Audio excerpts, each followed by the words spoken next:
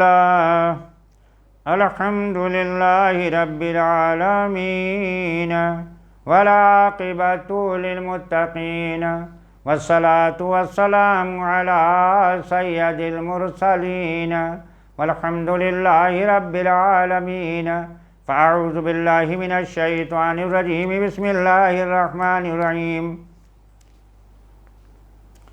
اب ہم سورہ نساء کا 15واں اور 16واں رکوع پڑھیں گے۔ وَإِذَا ضَرَبْتُمْ فِي الْأَرْضِ فَلَيْسَ عَلَيْكُمْ جُنَاحٌ أَن تَقْصُرُوا مِنَ الصَّلَاةِ، اور جب تم زمین میں سفر کیا کرو تو تم پر گناہ نہیں ہے۔ عَلَيْكُمْ جُنَاحٌ أَن تَقْصُرُوا مِنَ الصَّلَاةِ کہ بعض نماز قصر سے پڑھ لیا کرو۔ یہ نماز قصر کا ذکر ہے۔ سفر میں جب تم جاؤ تو سفر میں تم نماز قصر کر سکتے ہو۔ اس میں اختلاف ہے، کچھ لوگ کہتے ہیں 72 کلومیٹر کا سفر ہو، کچھ کہتے ہیں 82 کلومیٹر کا سفر ہو۔ اتنا سفر اگر ہے تو آپ نماز قصر سے پڑھ سکتے ہیں۔ ان خفتم ان یفتنکم الذین کفروا، اگر تمہیں اندیشہ ہو کہ کافر تمہیں تکلیف دیں گے، ایذا پہنچائیں گے، ان الکافرین کانوا لکم عدوا مبینا، تو بے شک کفار تمہارے کھلے دشمن ہیں۔ وَإِذَا كُنْتَ فِيهِمْ فَأَقَمْتَ لَهُمُ الصَّلَاةَ فَلْتَقُمْ طَائِفَةٌ مِّنْهُمْ، اور اے محبوب جب تم ان میں تشریف فرما ہو پھر نماز میں ان کی امامت کرو تو چاہیے کہ ان کے معاک وَلْيَأْخُذُوا أَسْلِحَتَهُمْ فَإِذَا سَجَدُوا فَلْيَكُونُوا مِنْ وَرَائِكُمْ، ایک جماعت تمہارے ساتھ ہو اور وہ اپنے ہتھیار لیے رہے، پھر جب وہ سجدہ کر لیں تو تم تم سے ہٹ کر وَلْتَأْتِ طَائِفَةٌ أُخْرَىٰ لَمْ يُصَلُّوا فَلْيُصَلُّوا مَعَكَ وَلْيَأْخُذُوا حِذْرَهُمْ وَأَسْلِحَتَهُمْ، پیچھے ہو جائیں اور اب دوسری جماعت آئے جو اس وقت تک نماز میں شریک نہ تھی، اب وہ تمہارے مقتدی ہوں اور چاہیے کہ اپنی پناہ اور اپنے ہتھیار لیے رہیں۔ جنگ کا موقع ہے، مشرکین کافرین مسلمانوں کے دشمن ہیں۔ نماز دیکھیے کتنی اہم چیز ہے کہ ایسے موقع پہ بھی اللہ پاک نے نہیں فرمایا کہ اس ٹائم میں تم نماز چھوڑ دیا کرو، بلکہ یہ فرمایا سب کی تمنا یہ ہے کہ ہم حضور کی اقتداء میں نماز پڑھتے، حضور کے مقتدی ہوتے۔ اب سارے اگر نماز پڑھنے حضور کے پیچھے کھڑے ہو جاتے ہیں تو دشمن پیچھے سے حملہ کرے گا، سب کو مار دے گا۔ اللہ پاک نے ترتیب بتا دی، آدھے حضور کے پیچھے آ جاؤ، آدھے محاذ پر رہو، حضور نماز پڑھائیں، ایک رکعت حضور پڑھائیں، رک جائیں، پھر یہ اپنی رکعت پوری کر کے وہاں چلے جائیں، پھر وہ جو پہلے تھے وہ آ جائیں، حضور کے پیچھے نیت باندھ لے، حضور اپنی رکعت پوری کریں، یہ بھی ایک رکعت حضور کے ساتھ پوری کریں، پھر حضور سلام پھیر دیں، یہ بعد میں کھڑے ہو کر اپنی رکعت پوری کر لیں، تو دونوں کو برابر اجر ہو جائے گا۔ وَدَّ الَّذِينَ كَفَرُوا لَوْ تَغْفَلُونَ عَنْ أَسْلِحَتِكُمْ وَأَمْتِعَتِكُمْ فَيَمِيلُونَ عَلَيْكُمْ مَيْلَةً وَاحِدَةً، اور ان کافروں کی تمنا ہے، ان منکروں کی تمنا ہے کہیں تم اپنے ہتھیاروں اور اپنے اسباب سے غافل جاؤ تو ایک دفعہ تم پر جھک پڑیں۔ یہ چاہتے یہ ہیں کہ ایک ساتھ تم پر حملہ کر دیں، تمہیں ختم کر دیں۔ وَلَا جُنَاحَ عَلَيْكُمْ إِن كَانَ بِكُمْ أَذًى مِّن مَّطَرٍ أَوْ كُنتُم مَّرْضَىٰ، تم پر حرج نہیں اگر تمہیں میگھ کے سبب تکلیف ہو یا تم بیمار ہو۔ مَرَضًا أَن تَضَعُوا أَسْلِحَتَكُمْ کہ اپنے ہتھیار کھول کر رکھ دو۔ وَخُذُوا حِذْرَكُمْ اور اپنی پناہ لیے رہو۔ إِنَّ اللَّهَ أَعَدَّ لِلْكَافِرِينَ عَذَابًا مُّهِينًا، بے شک اللہ نے کافروں کے لیے ذلیل کر دینے والا، خوار کر دینے والا، رسوا کر دینے والا عذاب تیار کر رکھا ہے۔ فَإِذَا قَضَيْتُمُ الصَّلَاةَ فَاذْكُرُوا اللَّهَ قِيَامًا وَقُعُودًا وَعَلَىٰ جُنُوبِهِمْ، پھر جب تم نماز ادا کر چکو تو اللہ کی یاد کرو، کھڑے بھی اللہ کو یاد کرو اور بیٹھے بھی اللہ کو یاد کرو، اور کروٹوں پر لیٹے ہو تب بھی اللہ کو یاد کرو۔ مطلب یہ ہوا ہر حال میں ہر وقت تم اللہ کا ذکر کرتے رہو۔ نماز سے فارغ ہونے کے بعد فَإِذَا اطْمَأْنَنْتُمْ فَأَقِیمُوا الصَّلَاةَ، پھر جب مطمئن ہو جاؤ تو حسب دستور نماز قائم کرو۔ جب وہ جنگ کا خوف جاتا رہے تو پھر اسی طرح سے نماز قائم کرو جیسے کہ اللہ پاک نے حکم دیا نماز تمہیں قائم کرنے کا۔ ان الصلاۃ کانت علی المؤمنین کتابا موقوتا، بے شک نماز اہل ایمان پر وقتوں میں فرض کی گئی ہے، اس کے وقت ہیں، بغیر وقت کے آپ اس نماز کو ادا نہیں پڑھ سکتے۔ وَلَا تَهِینُوا فِی ابْتِغَاءِ الْقَوْمِ، اور کافروں کی تلاش میں سستی نہ کرو۔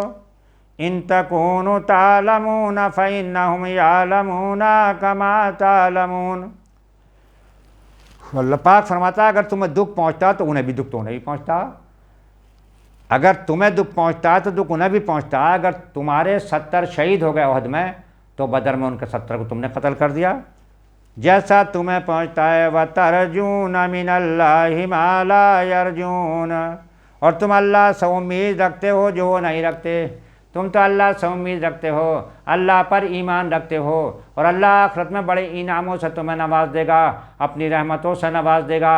انہیں تو یہ بھی امید نہیں ہے، تو اپنے باطل معبودوں کے لیے، بتوں کے لیے جنگ کر رہے ہیں اور اس میں مر رہے ہیں۔ وَكَانَ اللَّهُ عَلِيمًا حَكِيمًا، اللہ کمال علم والا ہے، کوئی چیز اس کے علم سے باہر نہیں، اور کمال حکمت والا ہے۔ اِنَّا نَزَلْنَا إِلَيْكَ الْكِتَابَ بِالْحَقِّ لِتَحْكُمَ بَيْنَ النَّاسِ بِمَا أَرَاكَ اللَّهُ،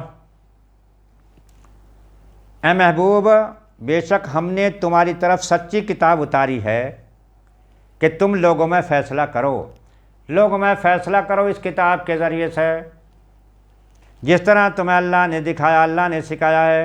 وَلَا تَكُن لِّلْخَائِنِينَ خَصِيمًا، اور یہ جو دغا والے ہیں، فریب والے ہیں، ان کی طرف سے نہ جھگڑو۔ ابھی نبی کے وسیلے سے وصیت کی جا رہی ہے کہ کچھ لوگ پرانی دوستی تعلقات کی بنیاد سے ان کی حمایت کرنے لگتے تھے، ان کی طرفداری کرنے لگتے تھے۔ اللہ پاک نے فرمایا ان سے کہو ان کی طرف سے نہ جھگڑو۔ وَاسْتَغْفِرِ اللَّهَ، اور معافی مانگو اللہ سے، بخشش طلب کرو اللہ سے۔ ان اللہ کان غفورا رحیما، بے شک اللہ بڑی بخششیں کرنے والا ہے، بہت ہی مہربانیاں فرمانے والا ہے۔ سبحان اللہ۔ ولا تجادل عن الذین یختانون انفسهم، اور ان کی طرف سے نہ جھگڑو جو اپنی جانوں کو خیانت میں ڈالتے ہیں، مصیبت میں ڈالتے ہیں۔ ان اللہ لا يحب من کان خوانا ناثیما، بے شک اللہ نہیں چاہتا، اللہ محبت نہیں کرتا کسی بڑے دغاباز گناہگار سے، یعنی جو کھلم کھلا اعلان میں گناہ کرتا ہے اور یہ سمجھیے گا کہ بری طرح سے ان سے اللہ پاک محبت نہیں کرتا۔ تو توبہ کرو مسلمانوں، برائیوں کو چھوڑ دو، گناہوں کو چھوڑ دو، اور اللہ سے مدد مانگو۔ اللہ میری مدد کر دے برے کاموں کے چھوڑنے میں اور نیکیاں کرنے میں میری مدد فرما، تو اس خالق کائنات کی مدد تمہارے لیے مدد آ جائے گی، تمہاری اللہ پاک مدد فرما دے گا۔ یستخفون من الناس ولا یستخفون من اللہ وهو معهم اذا یبیتون ما لا یرضی من القول، تو لوگوں سے چھپتے ہیں، آدمیوں سے چھپتے ہیں، اللہ سے نہیں چھپتے، اور اللہ ان کے پاس ہے جب دل میں وہ بات تجویز کرتے ہیں، جب دل میں کوئی بات سوچتے ہیں وہ تو جانتا ہے، اور پاس بھی ہے جو اللہ کو ناپسند ہے جب وہ بات سوچتے ہیں۔ وَكَانَ اللَّهُ بِمَا يَعْمَلُونَ مُحِيطًا، اور اللہ ان کے کاموں کو گھیرے ہوئے ہے۔ یہاں قابل غور بات ہے، کبھی آپ کے دل میں بھی کسی کی طرف سے برائی کی بات نہیں آنی چاہیے، کسی گناہ کی بات، کسی برائی کی بات آپ کے دل میں بھی نہ آئے، اور دل میں یقین کر لو مسلمانوں کہ اگر دل میں بھی آپ کے کوئی بات آتی ہے تو دل تو آپ کا مجرم ہے، اس میں ملوث ہو گیا، اور اللہ کو پتہ ہے۔ جب آپ کا یقین یہ کامل ہو جائے گا کہ اللہ جانتا ہے، پھر ہر برائی سے تم بچو گے اور اللہ مدد فرما دے گا۔ ہاں انتم ہؤلاء جادلتم عنہم فی الحیاۃ الدنیا، سنتے ہو یہ جو تم ہو دنیا کی زندگی میں تو ان کی طرف جھگڑے، دنیا میں اگر تم ان کی حمایت کر رہے ہو، جھگڑ رہے ہو، فَمَن يُجَادِلُ اللَّهَ عَنْهُمْ يَوْمَ الْقِيَامَةِ عَمَّن يَكُونُ عَلَيْهِمْ وَكِيلًا، تو ان کی طرف سے کون جھگڑے گا اللہ کے یہاں قیامت کے دن؟ کوئی نہیں. یا کون ان کا وکیل ہوگا، کون ان کا مدد کرنے والا ہوگا؟ کوئی نہیں ہوگا.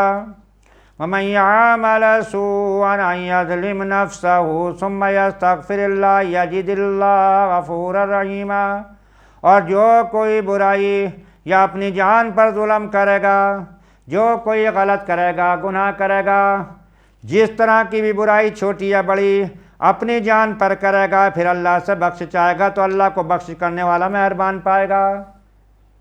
اللہ پاک فرماتا ہے اگر تو نے کوئی برائی کر لی چھوٹی یا بڑی، اگر نادم ہو کے پشیمان ہو کے اللہ کی طرف رجوع ہوا، توبہ کی، تو وہ معاف کر دے گا.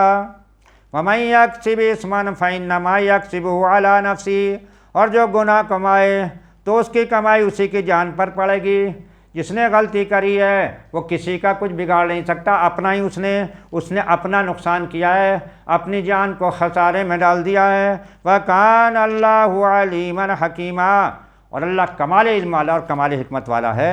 وَمَن يَكْسِبْ خَطِيئَةً أَوْ إِثْمًا ثُمَّ يَرْمِ بِهِ بَرِيئًا فَقَدِ احْتَمَلَ بُهْتَانًا وَإِثْمًا مُبِينًا، اور جو کوئی خطا یا گناہ کمائے پھر اسے کسی بے گناہ پر چھوپ دے، غلطی خود کرے، کسی پر الزام لگا دے، دوسرے پر لگا دے، تو اس نے تو یہ بہتان اور کھلا گناہ اٹھایا. تو یہاں اگر وہ سرخرو بھی ہو گیا تو اللہ کی عدالت سے وہ نہیں بچ سکے گا. تو اپنی غلطی اگر ہو جائے تو اللہ کی طرف رجوع کریں، اس سے توبہ کریں، وہ معاف کر دے گا. اور اپنی غلطی اگر دوسرے پر لگا کر دنیا میں سرخرو ہو بھی گئے تو آخرت میں اس کے عذاب سے نہیں بچ سکو گے. آخر دعواہم ان الحمد للہ رب العالمین.